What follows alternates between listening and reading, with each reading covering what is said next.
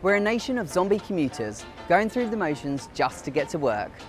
But for city workers, how many germs are we touching before we've even had our breakfast? We're about to find out.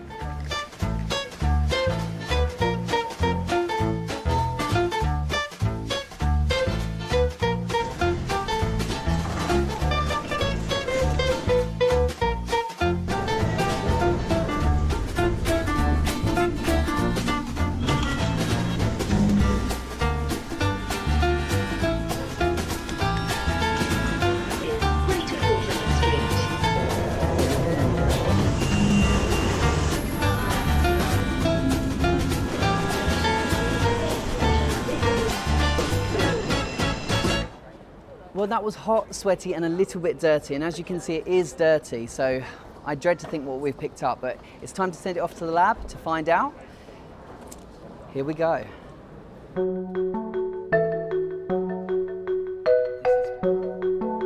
is an example of a fungus here, and you can see they form these kind of. All that I've done here is just fingerprinted the glove onto some fairly standard rich media.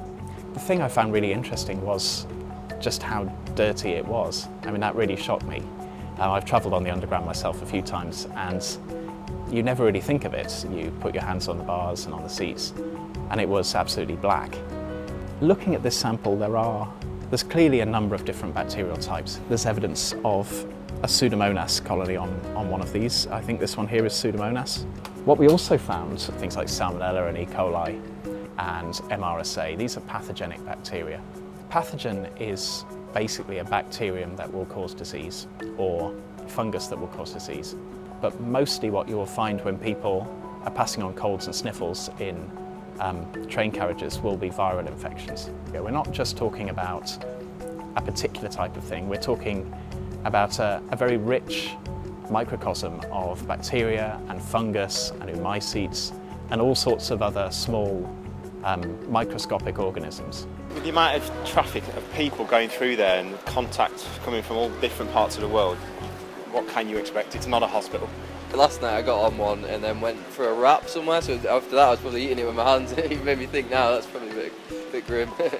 Certainly I'm very conscious. I do always hold the handrails, but I also know that I'm probably picking loads of stuff up off the handrails. Sometimes we forget that these things do exist, and yeah, it seems pretty harmful. Yeah.